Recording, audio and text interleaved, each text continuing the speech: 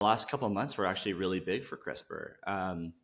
Just in December, I believe there was the first drug approved to use, or the first, I guess, treatment using it for sickle cell, which is a disease it's pretty rare, but basically it makes it so that your blood cells form in the wrong shape, and they start clotting in places where they're not supposed to clot, and creates a lot of pain for the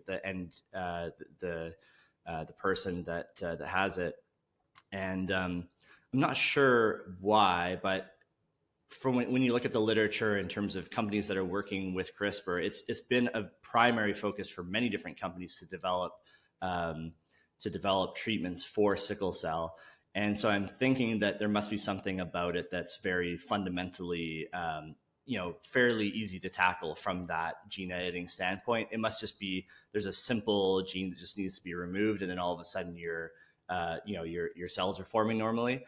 In any case, the first treatment was approved just in December in the U.S. by the FDA. So, this is really great to see the first sort of treatment come through and be approved by regulatory bodies, because to me, that's a signal, no pun intended, that there's going to be other things coming down the line, and for much broader and more wide-ranging diseases over time. And again, that's a pretty rare and straightforward application of it, but we're getting to the point now where we're going to start seeing it in many different areas as well. Yeah, absolutely. No, I saw that sickle cell news. Yeah, I mean, probably one of the most kind of mooted or anticipated potential applications of this is within the treatment of cancer. You get another kind of convergence, I suppose, with this theme and immunology to a wider extent, and then obviously oncology as well. But like, if we were to sort of speculate, I suppose, for now, is that how scientists and people within the space are thinking about CRISPR and gene editing in general? Is it supposed to be this kind of panacea to these massive kind of diseases that obviously a large proportion of the population do have, versus or obviously a more esoteric disease that you mentioned there in sickle cell? Yeah, so scientists, I mean, they're thinking about it in many different ways, but within the health space specifically, I've seen a lot of literature of cancer being the target, and they've actually had some initial successes in that area as well over the last year or two, where they've especially working with T cells, which are T cells are basically a type of white blood cell that is part of your defense mechanism in terms of stopping intruders in your body. And they've been able to use CRISPR on T cells to be able to get them to target cancerous cells. And so they've done, I think the last that I read is they did sort of 3 trials with different people doing this. It's not, they didn't implement this process throughout their whole body. They were just basically testing it to see if it worked, but the results have been very positive. And so that now the question is, obviously, how do you do that at scale with many different people and many different types of cancers? Obviously, every type of cancer is a little bit different, targeting a different part of your body, creating different kinds of tumors and things like that. So there's a ton of work that has to be done there. But there's also, I think, 10 million people die from cancer every year. So there's obviously a massive impact that could be made from that. But yeah, that's just one area within medicine, and there's obviously many others that are being targeted with CRISPR, and then at least for me, I think many of the most interesting applications are even outside of medicine.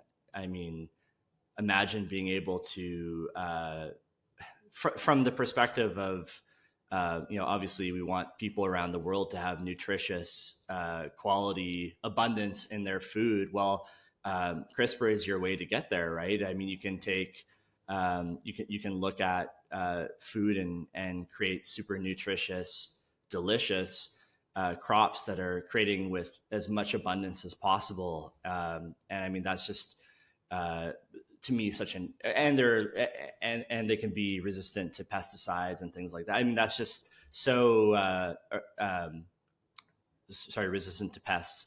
But just so interesting of the potential applications of that. And it's a little ways down the line, but stuff like that, or CRISPR, even in material science, being able to create new materials that we've never created before. It's just such an interesting technology. Yeah, no, absolutely. And to kind of finish on that technology, then you mentioned its potential impact. Perhaps we can finish like we did with space on the signal's range and the signal to noise ratio. So how about the range first? Yeah, absolutely. So we have CRISPR as basically tops on both of these measures, signal range and signal to noise ratio. From a signal range perspective, I think just what we talked about sort of highlights just some of the areas where it's going to be. It's not just in health or gene editing within the context of